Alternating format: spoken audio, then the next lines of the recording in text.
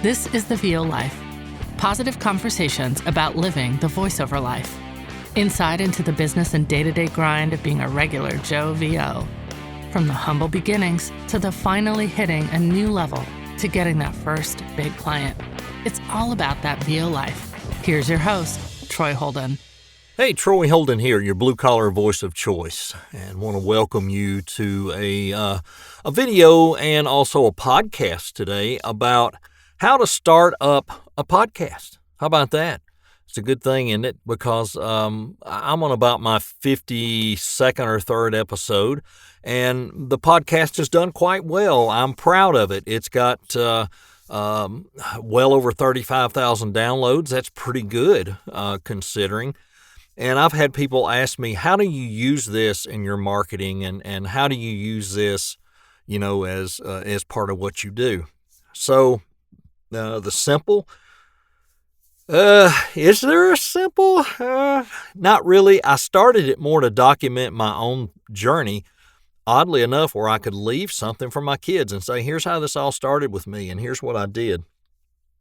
It became helpful to other people, therefore I continued doing it, and it branched out into a Facebook page called The VO Life, and the podcast is The VO Life. It used to be called The Voiceover Ladder, and that was when I had a second person with me. And when I decided to kind of go a different direction, and I thought they may carry on the ladder, they did not. So I ended up merging them back on the podcast where all those episodes stayed together. I thought that was the best decision. So I've had a few people say, how do you work this in? How do you do this and that? And let me give you some very basics on how all this works. Of course, you got to have some sort of theme or subject or recurring thing that you're podcasting about. What are you going to talk about in your podcast? Are you going to interview people? Are you just going to give facts? Are you going to read stuff? What are you going to do? It needs to be relevant. It needs to be something people are interested in, so they'll continue to watch and listen. Do you want to do it in concurrence with a video and do both every week or every time? Or do you want to just once a month put out a video and maybe choose your best topic for that month and let that be your video? Sure, you can do it any way you want to do it. But having the content and being able to carry on and put something out on a regular basis, and I try to do once a week. I would love to do more, but it's hard. Unfortunately, it takes time. I mean, by the time you record it and you do the editing, and especially if you're doing the video parts and if you're adding any slides or pictures or anything, you guys know it takes a little time. What are your options to record it? Well, you can record locally into a DAW, and you can just post that. Pretty easy. But what if I have guests? Can I use Zoom? You can if you have a paid account, because Zoom will record both audios on a separate track, and then you can pull those in and mix those and make it sound really good. But you can also do that through a service. I use Zencastr. I've had very good luck with them. I used to use Riverside FM. Had good luck with them. I only had a couple of instances with both to where I lost the audio on the other side. Never mind. I'm hardwired, so my computer doesn't have trouble. But if there... that happens. Live podcasting. But if they're on wireless and their connection is iffy, or if there's other people in the house on the wireless, you might get those and those, and sometimes you'll lose them. You'll just flat out lose them, and I've had that happen a couple times. Not fun. But those are good services. Zencastr, Riverside. I want to say it's Squadcast, maybe Squadcast or something. And then there was another one, maybe it was just called Podcaster. I can't remember. I did the trials on them all. I actually liked Riverside the best, but I had some trouble with it. And Zencastr actually gives you some free time every month. And if I'm not doing a lot of interviews, I can usually get by on the free plan. So I do that, and that's just because I'm a tightwad. But you'll get good sound no matter how you do it. And I'm going to start trying to do it on Zoom unless I'm doing video, because Zoom, I'm paying for it anyway, and I should use it for more things. What else do you need? I should have made more notes. What else do you need? You need an intro and an outro. Some people like to make some mid-shows, like stingers or whatever you want to call them, where it'll say, hey, we'll be right back, and after this. We hope you're enjoying it, and da-da-da. You can do that. It adds editing to you. I like just doing the lead in and the out. I have different people that I've used for that. I've got Louise Porter, who's been doing stuff for me from the beginning. Liz Moya does the outro. Luis has done a couple of intros. Charles Bain has helped me with some stuff. I've stuck him on the intros, or I've stuck him on the outros, because he's done some comical stuff for me that I really like. And he did some serious reads for me, and I haven't mixed them with music yet and used them, but I will. Charles, thank you for sending those, and I will use them. And also James Brown, who is across the pond in the UK. You've probably heard him if you've listened to the podcast. He's the one that talks about that raging hillbilly, or whatever he calls me. But come on, man, get on with it, or whatever he says. I just love the way he did that. He just really nailed that and hit it out of the park. Thanks so much for that, James.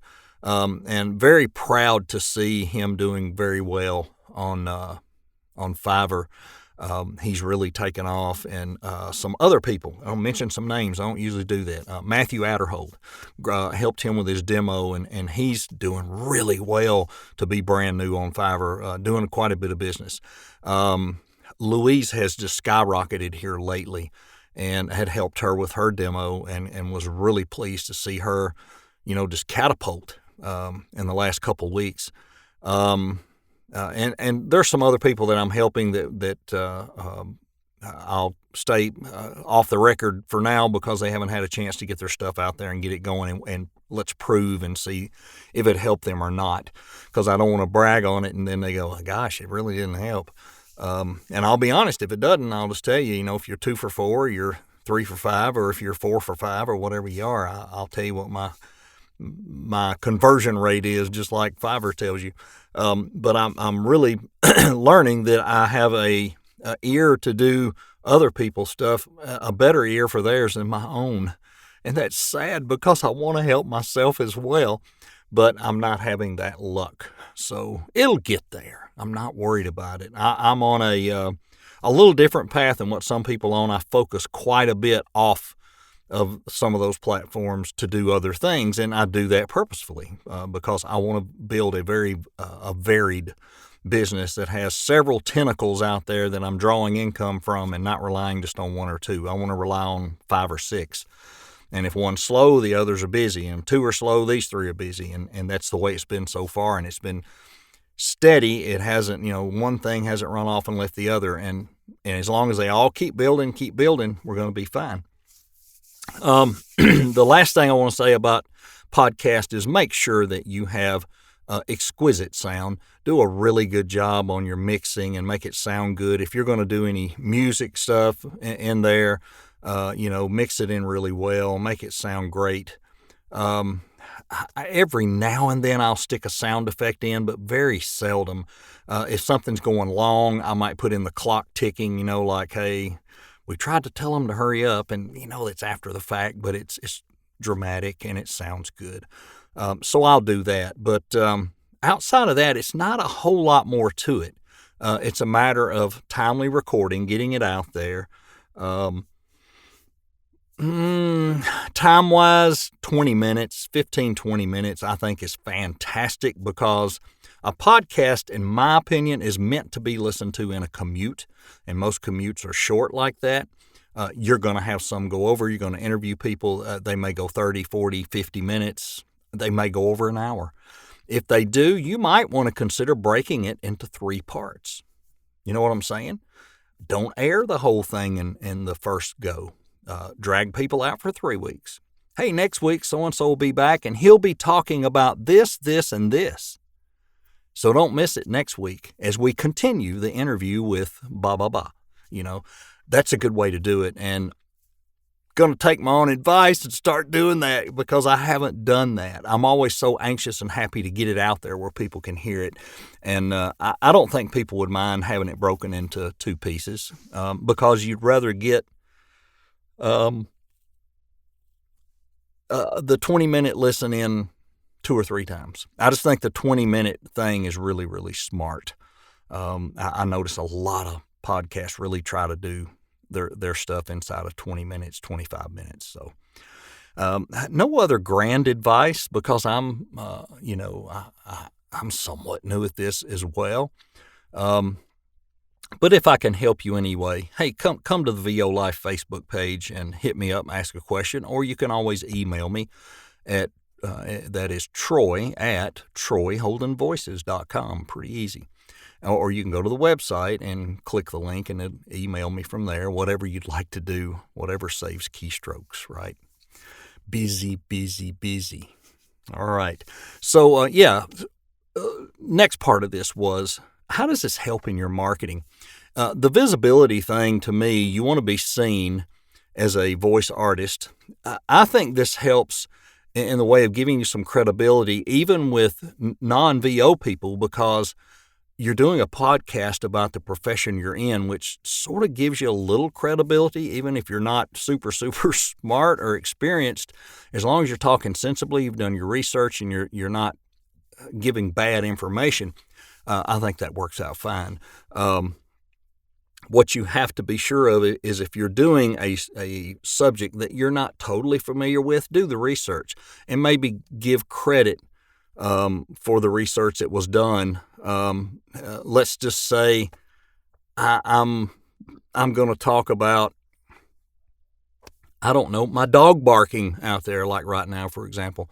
Then I'm going to go to a veterinarian or a dog trainer and get some advice on it. Do these dogs normally do this? And, et cetera, and blah, blah, blah, blah, blah. And, the other thing, folks, don't ever eat Mexican food before you do a podcast.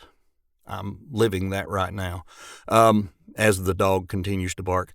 And I apologize, but it's nighttime, and she knows she's not allowed to bark during the day because I go out there and put the battery collar on her, and it buzzes. Don't shock her, it just buzzes, and it keeps her quiet. But I take it off in the evenings, and she barks until morning. Not really, but she likes to bark. She barks at the horses. She barks at the water tank. She barks at the trees, the fence, the other dog, the dog house, the house, and anything that moves. So,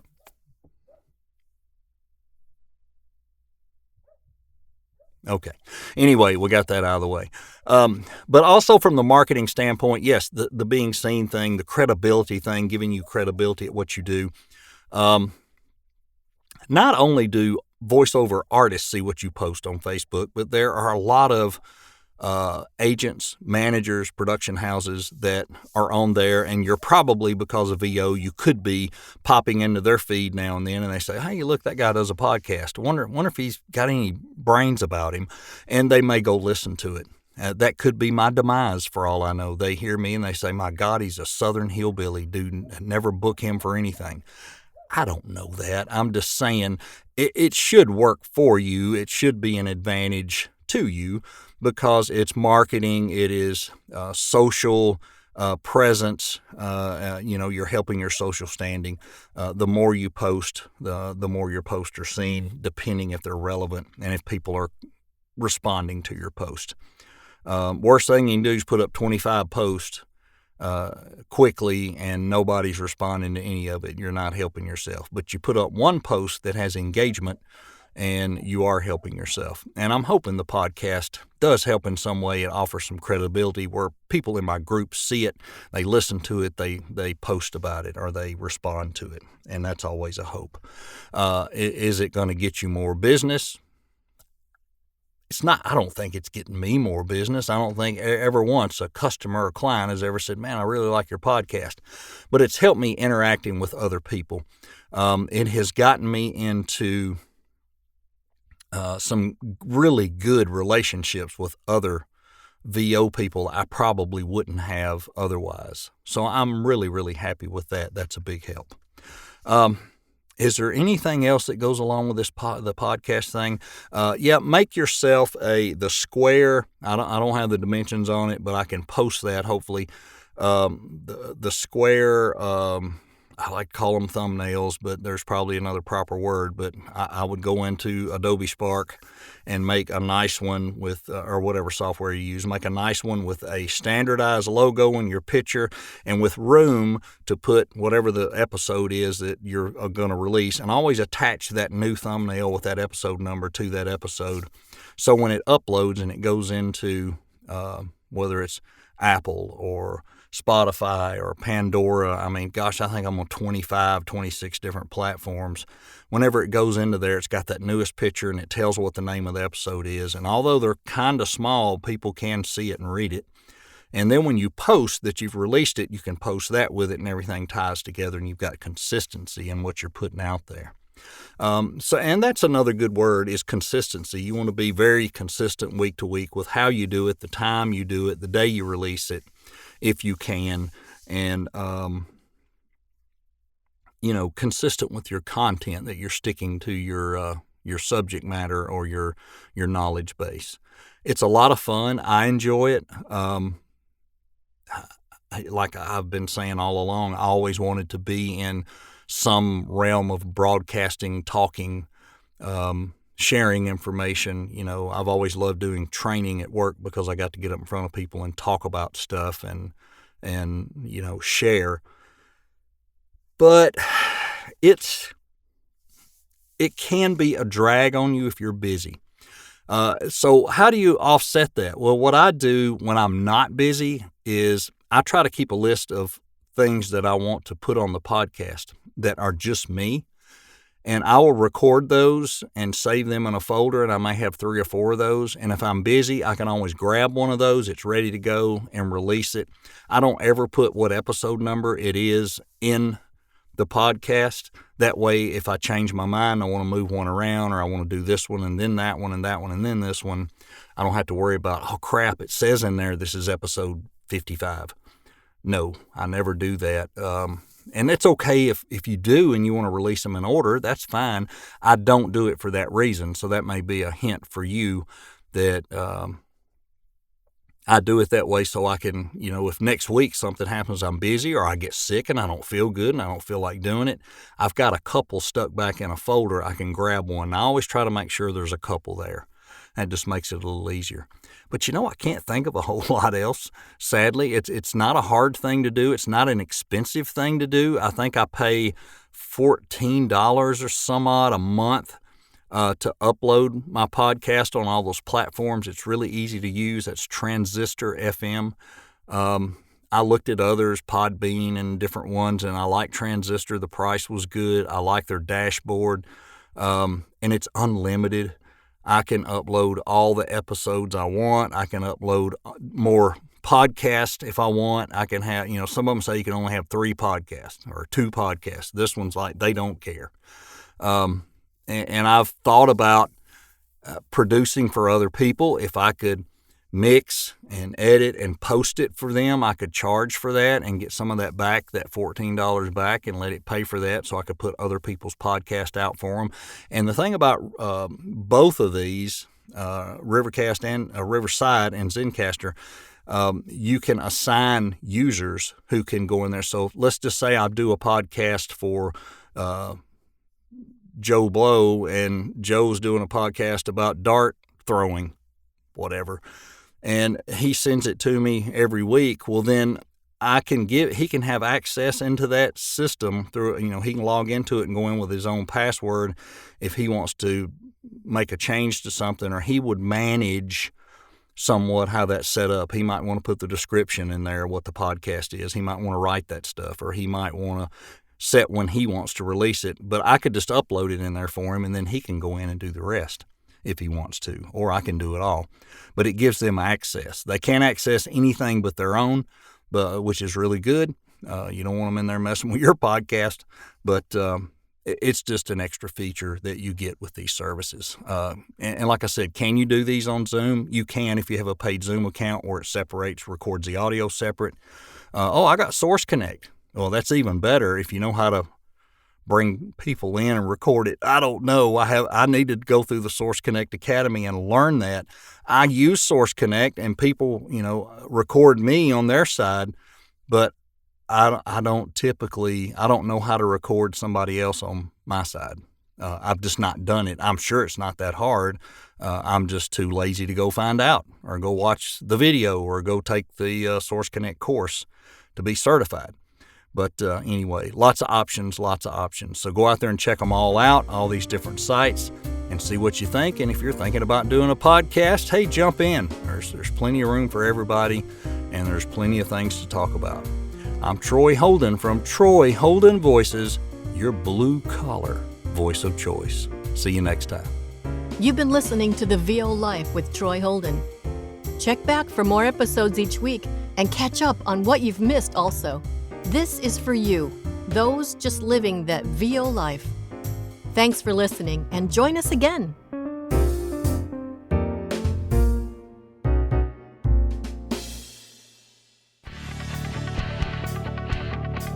The VO Life intro is by Louise Porter. The outro by Liz Moya. You can pick us up on Spotify, Amazon Music, Apple, and many other podcast carriers. Need to send me an email? Do it today. Troy@TroyHoldenVoices.com. Thanks for listening.